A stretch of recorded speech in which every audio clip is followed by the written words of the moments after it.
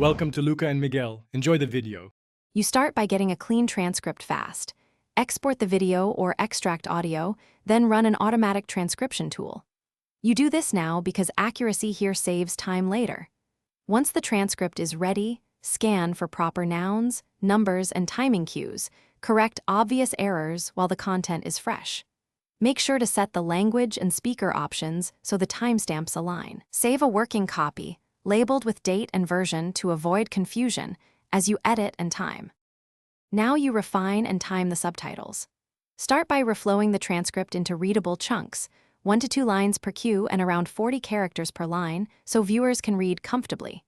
Next, set precise time codes, shorter during fast speech and longer for pauses, aiming for 1 to 7 seconds per cue. Then export into the format your platform needs. SRT for general use, VTT for web, or SSA/AS if you need styling. Once done, preview with the video and note sync issues. Finish by delivering subtitles in the right container. Burn them into the rendered file for fixed text, or upload the sidecar SRT/VTT to your platform for toggleable captions. You must watch the full video once, checking sync, punctuation, speaker labels, and reading speed.